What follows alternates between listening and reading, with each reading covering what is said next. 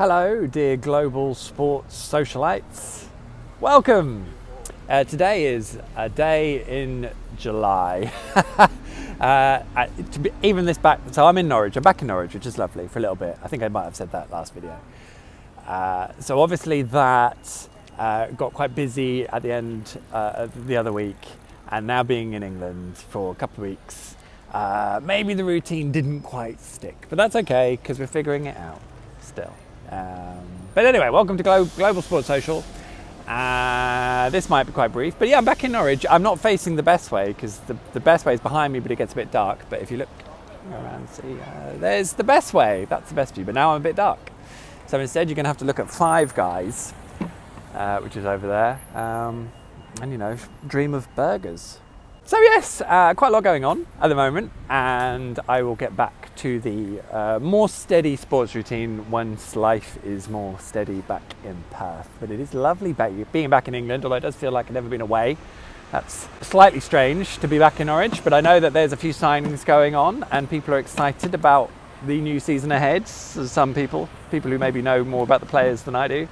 I always liked to wait until we see them in action, and that is competitive action, not a behind closed doors game against Northampton, but still, preparation's key, etc. And it does make me think that maybe once we're doing this every other day or so, and I'm keeping track of what's going on with the Norwich City Football Club, I can give you my odd opinion, which is nice. I met Chris Gorham today for coffee, which is very lovely. Didn't take a picture or anything. So you're just going to have to trust me that it happened. But what a guy he is. What else? So what else have I been doing work-wise? Well, great question. I covered the semi-finals of Wimbledon, the men's and the women's. They were a lot of fun. I was very excited about both finals, which I didn't really get to see properly because I was on a barge on the River Blackwater, which was beautiful. I might actually put here a picture of said Thames barge in the sunset. For the record, these are amazing. They're like 100-year-old Thames sailing barges. They used to do all sorts of incredible things. They've got amazing stories. There's I'm wearing the t-shirt. The Tollesbury Maritime Heritage Trust. I haven't done much research here, but the Thames Barge Sailing Trust look after these barges. They're incredible. If you ever want to go sailing on them, do it, especially this time of year. And my brother-in-law, who's called Chris Martin, after the famous Norwich striker and Coldplay lead singer, I'm pretty sure that's why he's called Chris Martin, skippers them. And it's a brilliant thing how they preserved these boats that are probably older than Perth itself. So, yeah, go check them out. I'll put a plug in the show notes. Why not? I can do that. So yeah, go visit, go see that. But it was an amazing trip. That was lovely. But I missed the Wimbledon finals. But I did get sort of updates, and I very much feel for Amanda Anisimova because her story and her journey and the way she played against Arina Sabalenka, I was really excited about the prospect of the final. I haven't seen the highlights of what happened on Saturday, but I am, I guess, from maybe slightly sportingly morbid fascination, quite looking forward to seeing them because that's horrible. And I really hope it's an experience she then uses to do something beautiful and wonderful in the future, and that it's not a really horrendous moment in her career that she doesn't come back from. So fingers crossed for that. As for the men's final, I'm not a big Yannick Sinner fan. To me, he's like some sort of weird AI generated tennis avatar. He hits the ball so fast without moving his wrist, and the guy is so mobile and physical whilst looking like the wind could break him in half. It's very fascinating. He's a fascinating guy, but he's clearly a very good tennis player. I do love Carlos Alcaraz. I mean, again, it feels like you've got pure, erratic, unadulterated tennis creativity against AI tennis bot, and on this occasion, the tennis bot won. But it'll be interesting how their rivalry develops. And I thought, once again, Wimbledon was fabulous. I thought the French Open was brilliant. The tennis major, I just think they're so fun to watch play out. And I know a lot of my colleagues got to go along, which was brilliant. And we did the coverage. I wasn't on all of it, but the coverage throughout with the colleagues was brilliant over at the Athletic. So I hope you got to catch some of that. If not, what are you doing with yourselves? Get involved. It's not all about the BBC.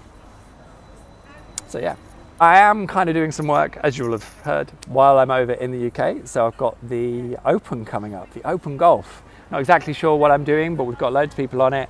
We're doing all 4 days. I might get 20 minutes to prep up on it. And then we get stuck into the action at Portrush, which is going to be fabulous, especially when I've used the word fabulous a lot so far. That's me being back in England. But it's going to be so good to see the Open play out, especially when you've got the Ryder Cup coming up in September, which is going to be brilliant. Although I am going to be helping us cover the Ryder Cup over at the Athletic, but I have realised it's also with Brit grand final weekend in the AFL. So I'm hoping I'll still get to watch that, because that's quite a big moment. I've been really looking forward to being in Australia for the grand final, so that will be good. But yeah, I can't really shoehorn in much AFL this time because I haven't really seen any of it. I've been very busy.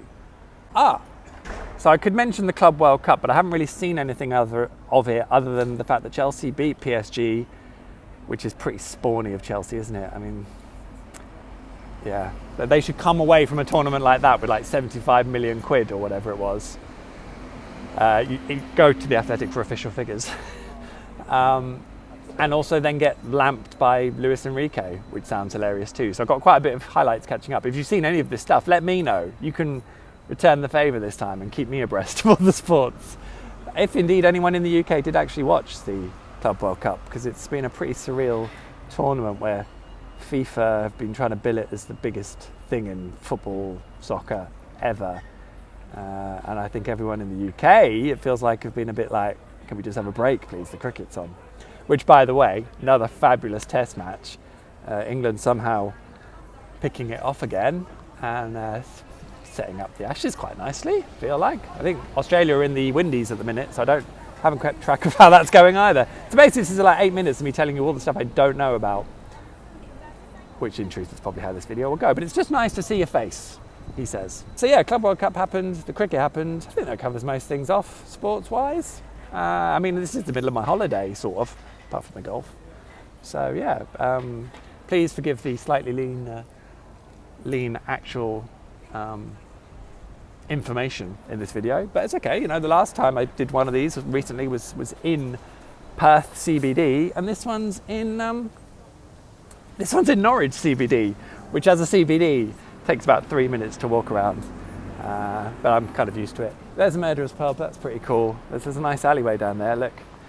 I should give you a tour of Norwich. It's a beautiful city. If you've never been to Norwich, go to Norwich. If you live in Norwich, you'll know what I'm talking about.